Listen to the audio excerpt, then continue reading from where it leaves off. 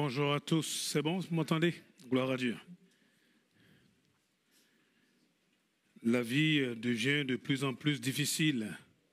Les combats sont de plus en plus âpres, plus soutenus. Chaque jour nous rapproche du retour de Jésus. Le diable le sait, les démons aussi, et il tremble. Il sait qu'il ne lui reste pas beaucoup de temps. Et c'est pour cela que toi et moi, nous vivons des temps de plus en plus particuliers. Il y en a qui sont venus cet après-midi, honnêtement, dans des conditions, on va dire, épouvantables. Extérieurement, beau, belle. Intérieurement, il y a la tempête. Intérieurement, il y a vraiment des choses à régler. Je ne sais pas comment tu es. Je ne sais pas comment tu es. Mais avant d'aller plus loin, je voudrais t'encourager et te dire que si vraiment là, pendant que nous sommes dans la présence de Dieu, tu sens que ton cœur n'est pas bien. Ce monde est méchant. Ce monde est dur. Il y en a qui t'ont fait vraiment du mal. Il y en a qui t'ont brisé. Et cet après-midi, pour toi, c'est pas évident. Si tu sens qu'il reste encore un peu d'amertume, si tu sens que dedans, ça ne va pas, je crois qu'avant de continuer, c'est bon de prendre cette victoire. Qu'est-ce que tu en penses? On est devant Dieu. Nul n'est plus grand qu'un autre. Excusez-moi, nous sommes faits de la même pâte. Nous sommes pareils. Quelqu'un chez moi dit, nous sommes même pareils. Je ne sais pas trop la différence, mais c'est pareil. Si tu sens que dans ton cœur, il y a comme une tempête, s'il te plaît, dans la simplicité, dans l'humilité, on va se tenir debout, à ta place, simplement. Et puis on va prier ensemble. Je vais prier pour toi. Tu vas prier pour moi. Si tu sens que dans ton cœur, ça ne va pas, si tu sens qu'il y a de l'amertume, il y a de la tristesse, si tu sens qu'il y a quelque chose qui ne va pas, s'il te plaît, lève-toi, il y a la vie pour toi. Amen. Je sais qu'il y a beaucoup qui doivent se tenir debout. Ne t'occupe même pas de ton voisin. Tu ne sais même pas ce qu'il traverse. Tu n'as même pas idée. Encore une fois, quand la réunion finit, quand les lumières sont éteintes, qu'on a tout rangé et que tu rentres chez toi, quand tu es tout seul dans ta chambre, quand tu es tout seul là face à Dieu, tu te rends compte que ça ne va pas. Ça ne va pas. Seigneur, nous avons besoin de ta grâce. Seigneur, nous avons besoin de ta vie. Seigneur, tu es venu pour guérir ceux qui ont le cœur brisé et l'esprit dans l'abattement. Au nom de Jésus. Seigneur, je t'apporte mon frère, je t'apporte ma soeur, je t'apporte ton église. Oh notre Dieu, nous voici devant toi. Seigneur, en ton nom, nous nous levons contre cette tempête. Alléluia. Et nous prononçons le nom de Jésus. Alléluia. Que les ténèbres soient vaincues. Amen. Que le cœur soit libéré. Alléluia. Oh Dieu, Seigneur, tu prends toute la place et toute la victoire au nom de Jésus-Christ. Alléluia. Oh, nous détruisons ces choses et nous proclamons ta victoire. Tu nous as appelés, Seigneur, pour la vie. Seigneur, que la vie se déverse dans le cœur de ta servante, dans le cœur de ton serviteur. Nous chassons les ténèbres au nom de Jésus et nous te disons merci. Amen. Est-ce qu'on peut acclamer Jésus? Est-ce qu'on peut le louer? Est-ce qu'on peut le louer ensemble pendant quelques instants? Tu es le plus beau, Seigneur. Tu es le roi des rois. Tu es le Seigneur des seigneurs. Tu es celui qui me fait à tous les combats, Seigneur. Alléluia. Devant toi, aucun nom. Seigneur, aucune divinité, quelle qu'elle soit, ne peut tenir. Nous jetons nos armes à tes pieds. Seigneur, nous jetons nos couronnes à tes pieds et nous réclamons ta gloire, ta gloire, ta gloire, Seigneur. Sois béni, mon Dieu. Amen. Oh, gloire à Dieu. Gloire à Dieu. Dans Éphésiens au chapitre 3, Éphésiens au chapitre 3, il est dit à partir du verset 14. À cause de cela, je fléchis les genoux devant le Père, duquel tire son nom toute famille dans les cieux et sur la terre, afin qu'il vous donne d'être puissamment fortifiés par son esprit dans l'homme intérieur, en sorte que Christ habite dans vos cœurs par la foi, afin qu'étant enracinés et fondés dans l'amour, vous puissiez comprendre avec tous les saints quelle est la largeur, la longueur, la profondeur et la hauteur, et connaître l'amour de Christ qui surpasse toute connaissance, en sorte que vous soyez remplis jusqu'à toute la plénitude de Dieu. Or, à celui qui peut faire, ô mon Dieu, par la puissance qui agit en nous, infiniment au-delà de tout ce que nous demandons ou pensons. Or, à celui qui peut faire, par la puissance qui agit en nous, infiniment au-delà de tout ce que nous demandons ou pensons, à lui soit la gloire dans l'Église et en Jésus-Christ, dans toutes les générations, au siècle des siècles. Amen, amen, amen. Oh Jésus. Nous voyons que notre Dieu est un Dieu d'abondance, un Dieu qui est prêt à nous donner le plus. Et même quand on demande le plus, lui, il est prêt à nous donner encore beaucoup plus. Dans la réalité, c'est que nous ne sommes pas aussi rapides, aussi prêts à recevoir de lui que lui veut nous donner. Dieu est un Dieu d'abondance. Dieu ne nous a pas appelés à cette petite vie. En tout cas, moi, je refuse cela.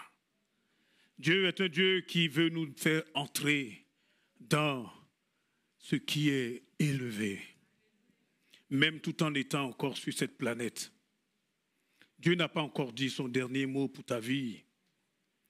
Dieu est ton Dieu. Dieu est ton Seigneur. Tu sais quoi? Alors que nous n'existions même pas, avant même qu'il fonde la terre et tout l'univers, avant même qu'il fonde ce pixel-là dans l'univers, oh mon Dieu, il avait déjà toute ta vie et ma vie là devant ses yeux. La Bible nous dit qu'il nous avait déjà aimés. Je n'y comprends rien, je vous garantis, je n'y comprends rien. Je ne comprends pas comment Dieu peut m'aimer alors que je ne suis pas aimable. Je ne comprends pas. Au point même de donner ce qu'il a de meilleur, son propre fils. Nous étions tous là en route pour les flammes de l'enfer. Et bien aimé, l'enfer existe. Et il y aura forcément certains qui vont aller en enfer. À commencer par le diable et tous ceux qui se laissent séduire par le diable. Peu importe ce que les gens peuvent penser. L'enfer est réel. L'enfer, ce n'est pas une fiction dans le ciboulot de quelqu'un. Dieu n'a pas créé l'enfer pour l'homme. Il a créé pour le diable et pour ses démons. Malheureusement pour tous ceux qui veulent se laisser séduire. Et nous étions tous en route là, sur ce chemin large et spacieux qui mène à la perdition. Oh mon Dieu! Rien ni personne n'aurait pu nous sauver, personne. Et pourtant Dieu, il nous voyait avant même que nous n'existions. Il avait déjà dans son livre de vie écrit ton nom. Est-ce que tu peux dire Amen? Est-ce que tu peux dire Amen? Alléluia! Gloire à Dieu. Alors que toi et moi, nous étions en train de faire les 400 coups. ou les 1000 coups, je ne sais pas pourquoi c'est 400, mais normalement c'est plus que ça. Le Seigneur, dans tout cela, il a écrit ton nom. Il a donné Jésus. Il a donné son Fils. Il a donné ce qu'il a de plus cher. À peine, la Bible dit dans Romains 5, à peine on peut se sacrifier pour quelqu'un de bien. Quelqu'un de bien. Mais Dieu prouve son amour envers toi et moi, en ce que lorsque nous étions encore des roublards, des malfaiteurs, lorsque nous étions encore des ennemis, lorsque nous étions encore des pécheurs, Christ est mort pour toi et moi. Christ est mort pour nous. Christ est mort pour nous. Alléluia. Pour que nous ne mourions plus. Et dans le texte que nous avons lu, il est dit, à celui qui peut faire par la puissance qui agit en nous. Je ne sais pas où Dieu va nous amener, mais bon, je vous parle comme ça me vient. De toute façon, je ne sais rien faire d'autre. Je ne connais rien, moi. Mais il y a une puissance de vie qui est en toi et en moi, mais qui ne peut être déclenchée que par toi ou par moi. Quand je lis la parole de Dieu, je me rends compte de toujours quelque chose. C'est que Dieu crée tout, il fait un pas, 2 pas, 3 pas en arrière, et puis il revient et il marche avec nous. Mais tout est déjà fait. Et dans ce qui est déjà fait là, il dit, tu sais quoi? Toi, tu vas faire ceci, et moi, je ferai cela. Toi, tu vas faire ceci, il y a toujours ta part. Il y a toujours ma part. À celui qui peut faire, par la puissance qui agit en nous, infiniment au-delà de tout ce que nous pensons, ou nous demandons ou pensons. Vous savez quoi? Il y a un seul moyen pour déclencher la vie de Dieu et la puissance de Dieu. Nous passons par des moments, comme je disais tout à l'heure, qui deviendront de plus en plus intenses. Nous avons besoin que notre foi soit fortifiée. Regarde ton frère, ta soeur à côté de toi. Dis-lui, je prie que ta foi soit fortifiée. Amen.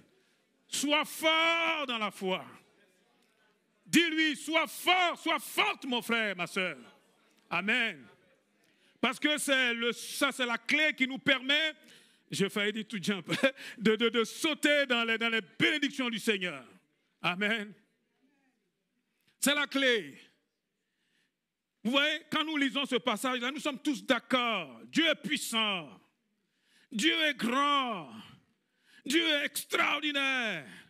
Dieu est surnaturellement divin. Oui. Le vrai problème, c'est que toi et moi, nous fonctionnons comme une certaine Marthe. Nous pensons que c'est vrai, mais au calendrier grec, dans 1000 ans, dans 2000 ans, ah oui, Dieu est bon, mais pour les autres, Dieu ne me calcule pas. Vous voyez? Dis à ton voisin, c'est un mensonge. Parce que Dieu t'aime. Amen. Dieu t'aime. La Bible nous dit, par exemple, dans Romains 4, verset 16, c'est par la foi. Afin que ce soit un moyen de grâce. Tu veux l'afficher, s'il te plaît? C'est pourquoi les héritiers le sont par la foi. Pour que ce soit par grâce. Les héritiers, c'est-à-dire ceux qui vont hériter justement du royaume de Dieu. Excusez-moi, ce n'est ni par les biceps ni les triceps. Ce n'est ni par en sautant ou en courant, mais c'est uniquement par la foi. Et mon juste vivra par sa foi. Nous sommes arrivés à un moment où ce n'est plus le moment de trembler. Celui qui est en nous là, 1 Jean 4, verset 4, nous dit qu'il est beaucoup plus grand que celui qui est dans ce monde. Dieu cherche une nation, un peuple, une église essentielle, qui a des tripes, qui se lève, capable de regarder l'adversité et de lui dire, au nom de ce Jésus qui est mort, qui est ressuscité, qui est monté aux cieux, je te commande, dégage. Dieu a besoin d'hommes et de femmes solides. Amen. Solide. Et pour cela, nous avons besoin que notre foi soit fortifiée. Amen. Je ne sais pas si vous avez fait attention. Il nous est dit dans Éphésiens 3 là, que nous avons besoin de la plénitude du Saint-Esprit. Je vais le relire encore pour éviter de raconter mes pensées. Il est dit ici, verset 16, afin qu'il vous donne, selon la richesse de sa gloire, d'être puissamment fortifié par son esprit dans l'homme intérieur. Il faut que notre homme intérieur devienne fort, que ta femme intérieure, si on peut parler comme ça, devienne forte. Autrement dit, mais fort par le Saint-Esprit. Et excusez-moi, il n'y a pas d'autre vie de victoire que par la foi. Mais une foi, non pas simplement en comptant sur nous, mais en vivant rempli de son esprit. De son esprit. Vous avez vu, puissamment fortifié par son âme. Ça veut dire que nous devenons puissamment forts par son esprit. Puissamment forts par son esprit. Là où nous disons, mais nous sommes faibles, et nous le sommes dans la chair, qui ne l'est pas?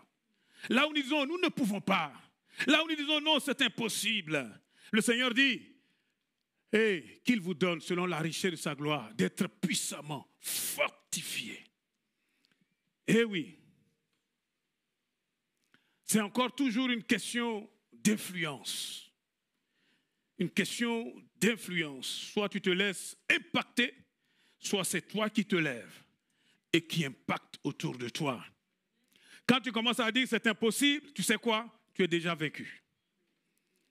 Avec Dieu, tout est possible. Avec Dieu, tout est possible. Oh mon Dieu. Vous savez, il y en a même quand un problème commence, moi j'étais comme ça. Je ne comprends pas. Et je dis, ah Seigneur, tu m'as abandonné. Si tu étais là, je n'allais pas avoir des problèmes. Ce que nous oublions, Jésus était dans la barque avec ses disciples, en train de traverser justement ce lac. La tempête est venue, la tempête n'a pas dit, ah Jésus est dedans, je vais me calmer. La tempête s'est levée. Le vent a bien vu Jésus, mais le vent a dit, je vais quand même souffler. Vous voyez, ce sont des éléments qui n'ont pas peur, qui viennent pour influencer, qui viennent pour essayer de te perturber. Vous vous rendez compte? Jésus est dans la barque, et cette barque-là commence à monter, descendre, et l'eau rentre dedans. Et le Fils de Dieu, le Créateur des cieux et de la terre, celui qui a dit que la lumière soit, et la lumière fut, il est dedans. Mais ça n'a pas empêché ce démon-là de venir et de secouer la barque. Est-ce que vous êtes là? Ça ne l'a pas empêché de d'amener de l'eau. L'eau commençait à rentrer dedans. Il voulait faire quoi là? Luc Benjamin, il voulait faire quoi? Il voulait noyer le Créateur? Est-ce que c'est possible? Ah, mais quand on est dans la barque avec Jésus, on craint. Quand on lit ça, on dit, ah, les disciples, eux aussi. Nous-mêmes, il n'y a même pas besoin d'être sur la barque avec Jésus. Déjà, notre vie. Donc, je disais, quand quelque chose commence, on dit, mais Seigneur, tu ne t'inquiètes pas. Nous sommes en train de périr. Autrement dit, toi, tu ne fous rien. En plus, tu es en train de dormir. Tu m'as abandonné. Oh Seigneur, fais-nous grâce. Il y a deux types de chrétiens. Quand ils voient la difficulté, ils commencent à pleurer. Ils cherchent à fuir. Il y en a qui pensent que la vie sera facile, un long fleuve tranquille. Regardez-moi, vous vous trompez. Surtout dans les temps où nous sommes là, ça va être chaque jour plus difficile. Je ne vous apprends rien, parce que l'autre là, il cherche une seule occasion, une seule, ne lui donne pas l'occasion, une seule. Il va en mettre une, tu ne pourras même plus te relever. Donc il est là, il guette. Nous n'avons pas le droit de lui donner un accès. Ce n'est pas possible. Il faut veiller. Et donc, quand la difficulté arrive, au lieu d'être là en train de dire, ouais, pourquoi? Seigneur, pourquoi?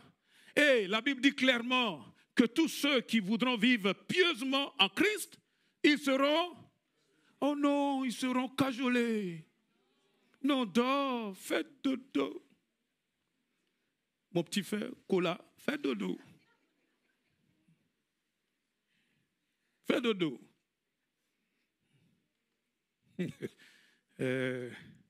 Moi, ma petite fille, elle dit non.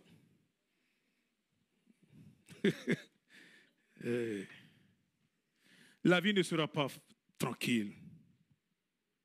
Tu es enfant, tu auras des problèmes. Tu es même bébé là, tu auras des problèmes. Parce qu'il y a des gens, le diable leur a mis dans la tête que toi tu crois que tu es une petite fille. Non, tu n'es pas une petite fille. Hein? Tu es quelque chose.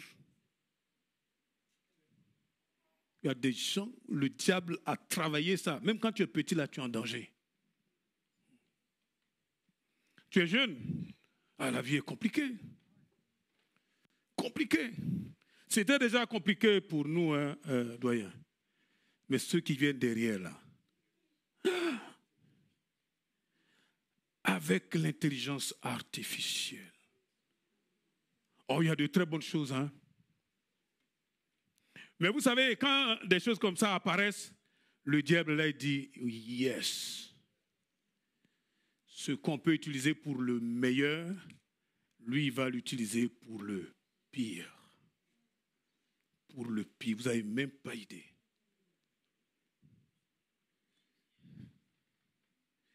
Et donc là, elle nous fait vivre dans le virtuel.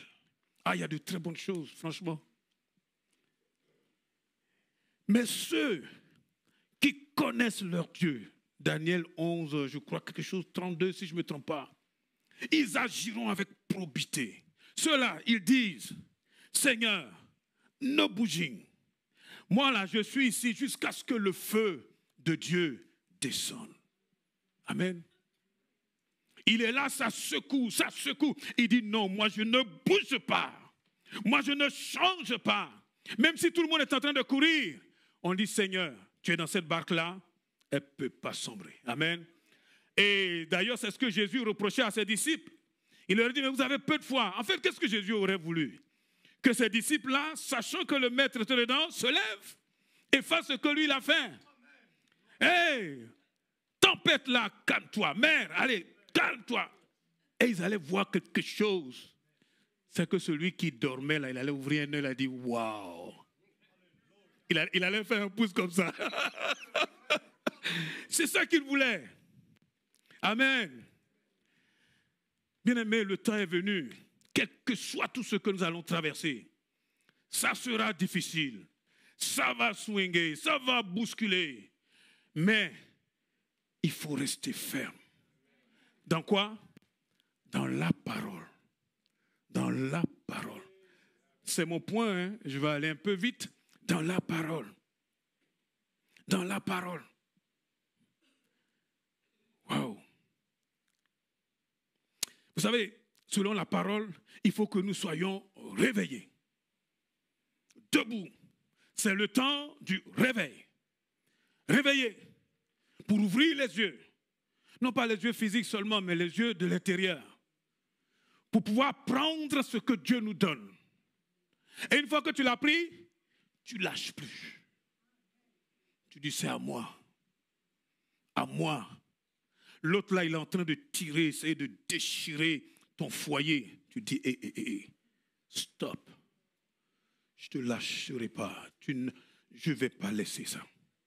Amen. Quelqu'un est-il d'accord avec ça? C'est le moment de se battre. Ta vie. C'est le moment de te battre pour tes enfants. C'est le moment de se battre, s'il vous plaît, pour vos parents. Parce que ce qui arrive derrière, là, ça va secouer. Ça va secouer. Celui qui est là, toujours, dès qu'il y a un petit problème qui commence à trembler, ça va être dur. Est-ce qu'entre-temps, Jésus a changé? Non. Est-ce que Jésus est parti? Mais non, il est là. Il n'est pas un homme pour mentir, ni le Fils de l'homme pour se repentir. Quand il a fait une promesse, il est là. Il est dans ta vie. Amen. Eh oui. Je disais à notre sœur, enfin une sœur qui a du mal à conduire, et je lui disais, mais il faut conduire. C'est compliqué. Tout se passe dedans. Compliqué. Il fut un temps où même moi-même, quand j'étais sur l'autoroute, je ne sais pas si à cause de tout ce que j'ai subi dans mon passé, il y a des moments comme ça, j'étais un peu perturbé, je manquais un peu d'équilibre.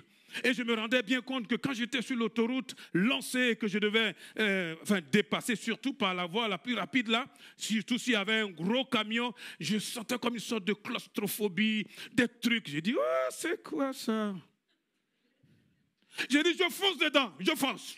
Ben, je fonce dedans. Ah oui, j'accélère même. Mon corps l'a fait. Je dis, tu te calmes, je fonce. Et puis, vous savez quoi? La lumière arrive. Quelqu'un peut te dire amen? Amen. Nous sommes de ceux qui ne lâchent pas le morceau. Amen. Eh oui. Eh oui. Le lendemain, après qu'il fut sorti de Béthanie, Jésus eut faim. Marc 11, verset 12.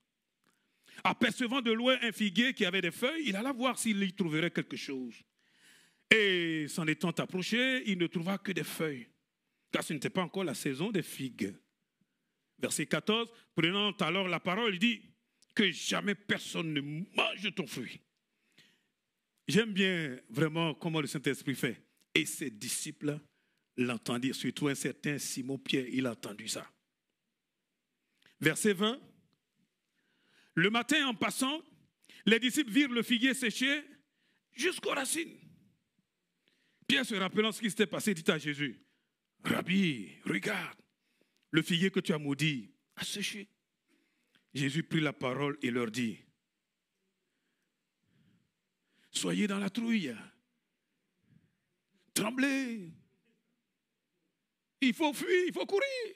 Mais non, ayez foi en vous-même. Mais non. Ayez foi au système, en votre religion. Vous allez mourir. Ayez foi en Dieu. Je vous le dis en vérité, verset 23. Si quelqu'un dit à cette montagne, ôte-toi de là, jette-toi dans la mer.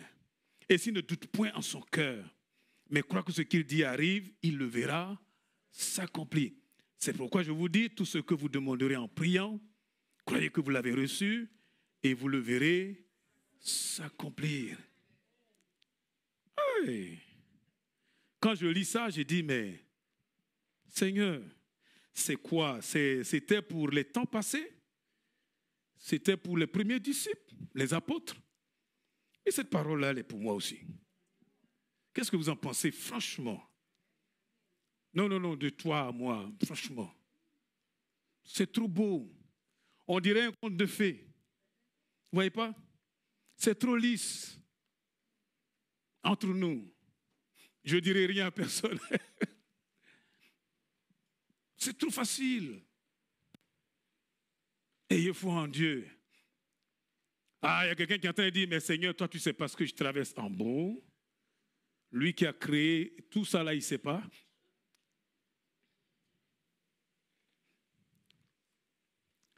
Vous voyez, Jésus est venu pour répondre à tous nos besoins, aux besoins de ce monde. Mais quand il est arrivé, regardez comment il fonctionne. Qu'est-ce qu'il fait? Dans l'épisode que j'ai cité avant et dans celui-ci, comment Jésus procède? Comment il fait? On ne le voit pas en train d'allumer un feu, de faire des gestes bizarres là. Hug. Non, il ne fait pas ça. Quelle est sa méthode? Quelqu'un peut répondre? Quelle est sa méthode? On l'a vu et on le voit tout le temps. Il utilise la parole. La parole de foi. La parole. Et c'est ce qu'on vient de voir. Autrement dit, son plan, c'est que nous puissions vivre sa parole en nous. Vous savez, c'est facile de lire la parole de Dieu et c'est bien de la lire. C'est facile même de la mémoriser et c'est très bien de la mémoriser. Surtout dans des moments difficiles, le Seigneur nous rappelle comme ça à l'esprit ce qu'on a mémorisé et c'est vraiment bien. Mais tout cela ne nous servira à rien si nous ne recevons pas cette parole. Pour qu'elle devienne notre vie, notre existence. La parole devient chair. La parole devient ma vie. Je ne vis plus que par cette parole. C'est là, à partir de ce moment-là, que le Saint-Esprit prend toute la place et que nous avons le droit de parler au nom de Jésus. Amen.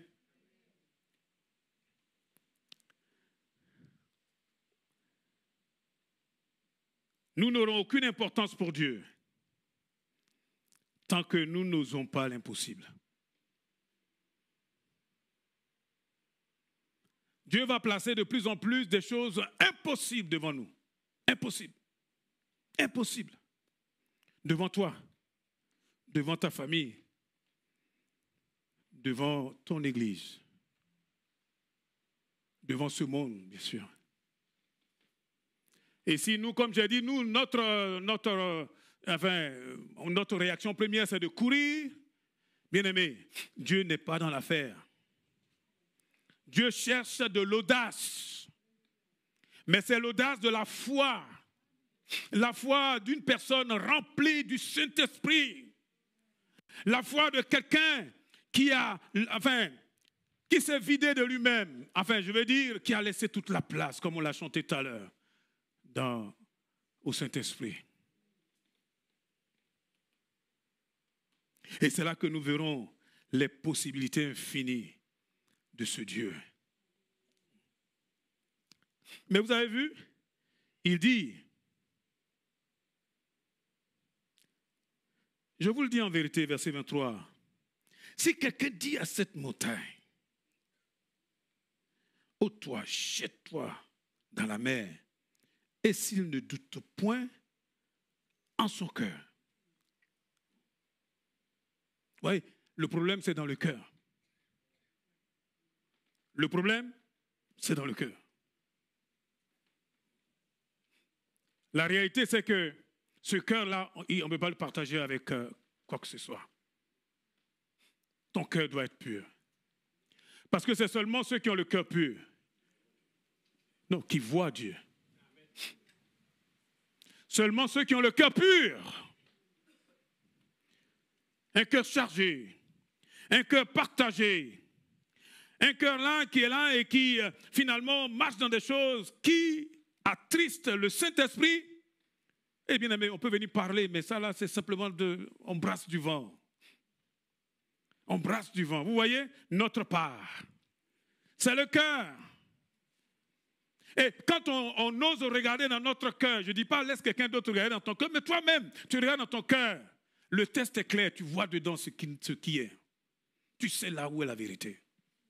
Quand ton cœur est chargé, quand ton cœur est dans l'amertume, quand ton cœur n'est pas bien, et si notre cœur nous condamne, nous n'avons aucune assurance. Si notre cœur nous condamne, nous n'avons aucune assurance. Amen. Mais lorsque notre cœur est libre, lorsque nous avons lâché ce truc-là qui nous empoisonne, lorsque nous voulons marcher selon la parole de Dieu, vous savez quoi? Nous avons de l'assurance. Le Saint-Esprit vient et il prend toute la place. Et sans même que nous nous rendions compte, nous sommes capables de nous lever, de nous placer devant l'adversité et de dire comme Moïse, « Hé, mer rouge, fends-toi !» Et la mer s'ouvre. Amen. Est-ce que c'est nous qui avons ouvert ça? Non. Mais c'est celui qui est capable de faire infiniment, bien au-delà de tout ce que nous demandons ou pensons. Amen. Rien ne doit interférer dans notre cœur avec le plan de Dieu. Jésus procédait par la parole. C'est extraordinaire, hein? Lui qui a tout créé, il arrive là, il a faim. Jésus a faim. Tout à l'heure, j'entendais JP qui disait qu'il était vraiment Dieu, il était vraiment homme. Et dans son humanité, Jésus a faim. Mon Dieu. Et il s'approche là de ce figuier-là. À l'extérieur, quand on le regarde, il est tout beau, il est plein de feuilles. On s'attend à ce qu'il puisse porter du fruit. Vous voyez, toujours dans l'apparence. Avoir l'apparence de vie alors que dedans, il n'y a rien. L'apparence. Et Jésus s'en approche et avec ses disciples se rendent compte que non, il n'y a pas de fruit. Et on voit que le maître, il va maudire le figuier. Il fait ça pour donner une leçon de vie. À qui? À ses apôtres, à ses disciples et à nous. Une leçon. Il dit, quand il a parlé, ce qu'il a dit là, ça doit se réaliser. Eh oui. Mais pour que cela puisse arriver, il faut que quelque part nous soyons comme des porte-paroles de Dieu, des flambeaux pour Dieu. Il ne faut pas qu'il y ait quelque chose dedans qui nous fatigue. Il faut que nous soyons libres. Il faut que le Saint-Esprit prenne toute la place. Oh, c'est le moment de chercher vraiment la plénitude de son esprit. Vous savez quoi? La vie de l'esprit, ce n'est pas une option. C'est la vie du croyant. C'est la vie réelle. C'est la vie du chrétien. Il n'y a pas de choix. Être baptisé dans le Saint-Esprit, j'ai pensé que c'était de cela que j'allais vous parler aujourd'hui. Mais bon, je vais brosser rapidement. Être baptisé dans le Saint-Esprit, il n'y a pas besoin d'avoir bac plus 50 en théologie. C'est fait pour nous tous. Parce que sans la plénitude de l'Esprit, excusez-moi, on ne vit pas. Il n'y a pas d'église. L'église, là, c'est la Pentecôte. Pourquoi il faut cela? Mais il faut que le Saint-Esprit prenne mon cœur. Prenne toute la place. Toute la place. Et moi, je dis, Seigneur, je vais t'obéir. Ça va me coûter, mais je vais t'obéir. Je vais perdre la face. Je vais même peut-être bouffer un peu la poussière là, mais ce n'est pas grave. Toi, tu es déjà passé par pire que cela. Mais je vais t'obéir. Bien-aimé, le vrai problème, c'est que dans l'église, il n'y a vraiment plus personne qui veut obéir au Seigneur. Obéir. Obéir simplement la parole nulle, simple, sans vouloir rajouter des choses. Non, non, non, obéir. Obéir. Obéir. Seigneur, tu l'as dit, je ne le sens pas. Je sais que ça va me coûter. Il y a un prix à payer, mais ce n'est pas grave. Suis ta parole, je le ferai. Seigneur, cherche des hommes et des femmes qui ont des tripes. Encore une fois, qui ont une colonne vertébrale. Et qui disent, Seigneur, cette vie-là, je vais la vivre en abondance. Je ne veux rien lâcher. Ça va me coûter, mais peu importe. Peu importe. Qui vous a dit que ça va se passer là comme un long fleuve tranquille, qu'il n'y a rien à payer? Il y a un prix à payer. Il y a toujours un prix à payer. J'ai l'habitude de dire, quand nous pensons que c'est gratuit, ça c'est nous qui pensons ça, il y a toujours quelqu'un qui a payé. Amen. Jésus a payé son prix à lui. Ça lui a coûté cher. Ah, ce Jésus. Vous imaginez, Dieu fait homme. Il descend dans notre misère. Il marche là sur les routes poussiéreuses de la Palestine.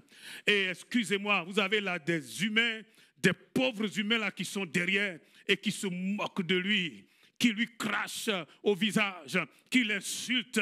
Et vous croyez que ça a été facile pour Jésus? Vous croyez? Tu le crois vraiment? Et pourtant, il avançait.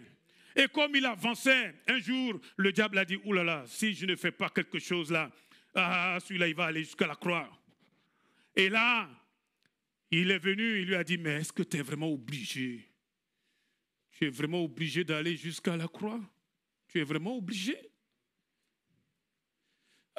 On peut s'arranger. Un court-circuit là, raccourci. Il y a seulement quelque chose, tu t'as humilié là. Tu te prosternes à mes pieds et tu m'adores. Moi, je te donne le raccourci. Vous croyez que ça a été facile pour Jésus? Jésus a dit non. Vous savez pourquoi? Parce qu'il pensait à toi. Pensez à moi. Quelqu'un peut te dire amen. Yes! Jésus, tu es vivant. Amen. Gloire à Dieu. Nous pouvons aussi avancer. Ça va nous coûter un tout petit peu. Dis à ton voisin, ah, ça va te secouer un peu.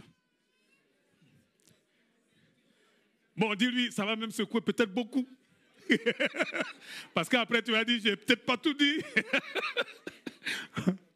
Mais tiens bon. Tiens bon. L'autre là, qui fait le lion là, c'est pas un lion. C'est un trouillard. Je vous ai raconté cette histoire-là quand j'étais beaucoup plus jeune. Moi, je suis un gars du terroir. Hein. Vous me voyez avec cet accoutrement-là, vous pouvez vous tromper. Je suis un broussard, moi. C'est vrai en plus. Je vivais dans la brousse. Et parfois, on nous demandait, alors qu'on était tout petit, d'aller d'un village à un autre. Bon, ça c'est facile. On courait, on allait, on pouvait faire ça au moins 100 fois. Le seul problème, c'est qu'il y avait de grandes forêts entre les villages. Vous ne savez pas ce que c'est qu'une forêt. Vous n'avez jamais vu de véritable forêt. Vous voyez des petites forêts, vous dites, oh la forêt, vous n'avez rien vu.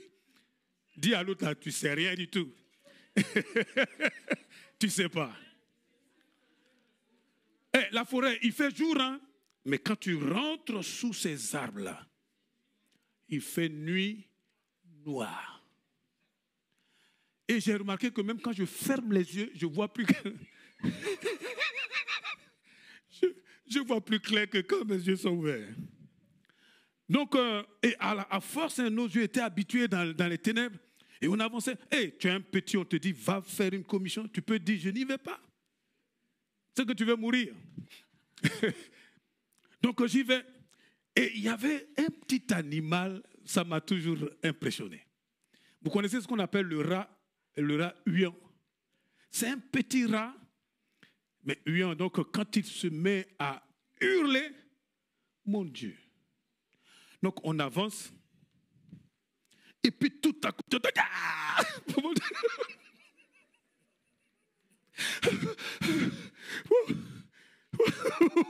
le problème, c'est que même si tu veux reculer, là où tu es là, c'est pareil.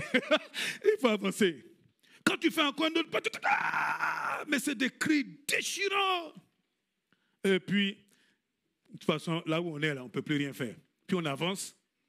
Il y a un qui a une torche, et puis il regarde. C'est un petit rat. Un petit rat. Peut-être s'il est trop long, c'est ça. Vous savez ce que je viens de vous dire là? Celui qui hurle là. Je peux me laisser déstabiliser. Je peux me laisser complètement. Je peux même peut-être même me suicider dans la forêt là. Alors que ce n'était qu'un. Dis à ton voisin là, ce n'est qu'un petit rat. Un tout petit. Bon, le problème c'est qu'il a une grosse voix. Mais je vous assure, les décibels qui sortent de là, tu as du mal à imaginer que ça peut sortir d'un tel animal. Les circonstances que nous traversons ressemblent à ça.